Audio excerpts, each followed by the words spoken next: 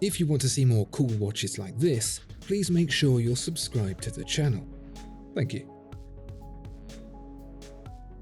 I've managed to build a reputation over the years for telling stories about watches. There are watches whose histories stretch back in time, whose achievements reach all the way to the moon, and that's great.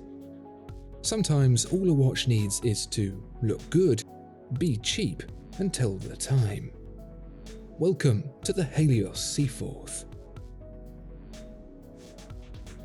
A big thanks to the owner of this watch who very kindly loaned it to us for review. If you have a collection of interesting and unusual watches that really stand out, please get in touch at mycollection@watchfinder.com. Want to save money on your next watch? The Watchfinder price promise means you'll get the best price. Search Watchfinder to discover more. You'll either have heard about Helios watches or you won't. There's nothing particularly remarkable about founder Jason Lim's endeavour to bring affordable watches built in Asia to a wider Western market, but nevertheless, for certain pockets, Helios is a big deal. There's been more chatter than a bag of wind-up teeth in the freezer. If you've heard of Helios but you can't quite remember from where, that's understandable. There's been no TV adverts or billboard posters or glossy print in the front pages of a magazine. All the talk about Helios has been word of mouth, or rather, word of key.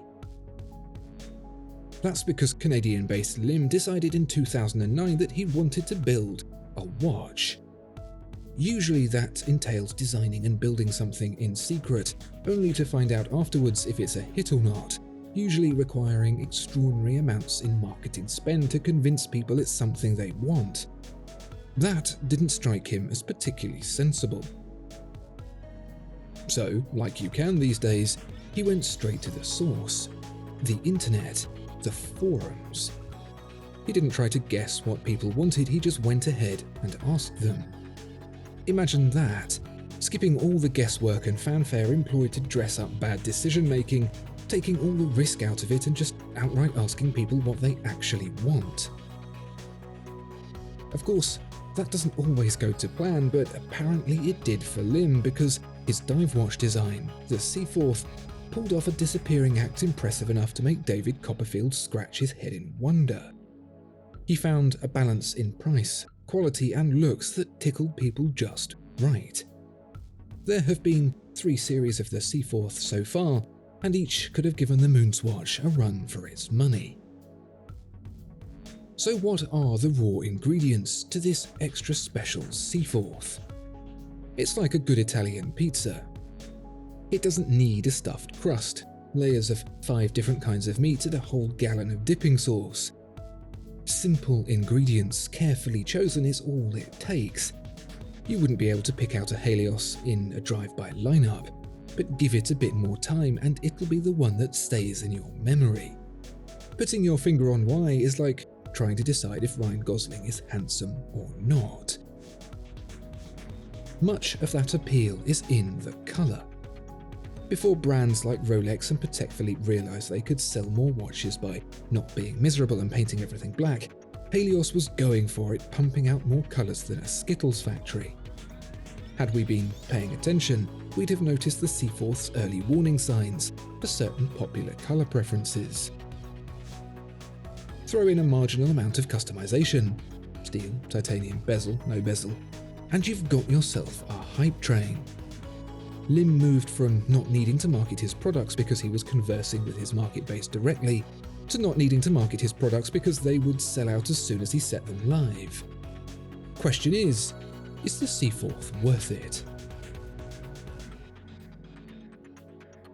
Let's start in the most vulgar place possible because it's a point that will need to be raised several times to make sure the context sticks. The Seaforth is a sub-$1,000 watch, comfortably. Some may be changing hands for more than that in the secondary market, but new, well, the 4th generation is listing at $690. This is a cheap watch. Not the cheapest, but cheap enough for more people than you'd expect to buy one on a whim. What about the watch itself? Well, here goes trying to explain why Ryan Gosling is handsome. The Seaforth is immediately a tactile watch.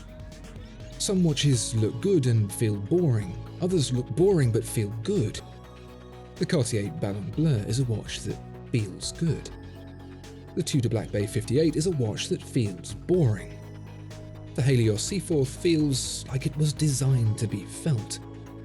The 41mm case in steel isn't finished to the highest degree nor the lowest, but where it's at leaves just enough to catch your fingers when you turn the 120-click bezel or screw down the crown in a very satisfying way. And the looks. In isolation, the crown guards are too wide and stumpy, the lugs too cumbersome, the bezel too thin, but together, combined with a total thickness including the double dome sapphire of just 12.4mm, it just works. It's not overtly vintage in feel nor blandly modern like so many can be. It quietly resonates personality, like Ryan Gosling, without loudly pretending to have it, like James Corden. Through 2 layers of anti-reflective coating, you'll see a dial that's equally as unremarkable when given little time. Markers, text, hands, it's all there and none of it shouts, "Or you, I'm a Helios." Yet somehow you know that if you saw it again, you'd recognize it in a heartbeat. The features are considered, refined, reserved. What I'm saying here is that Jason Lim designed a great watch, a truly great watch, that doesn't need to be loud or derivative or just plain ugly to get noticed. Let me remind you again, this watch costs a lot less than $1,000. There are watches priced many tens if not hundreds of thousands more that just can't seem to comprehend the idea of being well designed.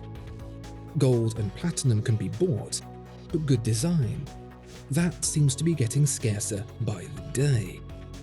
Sure, improvement from the previous generation's Myoto movement to the Swiss Solita SW200 is nice, but if this watch looked like old ham, it could have a Geneva-sealed hypercomplication in it, and it still wouldn't sell. Could it be that Jason Lim has, by listening and not talking, cracked the code? Was the code even that hard to crack in the first place? It certainly makes you wonder when some guy in Canada makes a watch this good, this cheap, and it sells like it's the antidote, why brands with intranet pages and photocopier machines and executive bathrooms can't. It would probably be easier explaining why Ryan Gosling is handsome. What do you think the mystery of the Halios Seaforth is? Are we looking at a one-hit wonder, or are we seeing the cracks in an outdated methodology being exploited by someone who actually sat down and wondered what people might want? Try as I might, it's hard to think it's not the latter.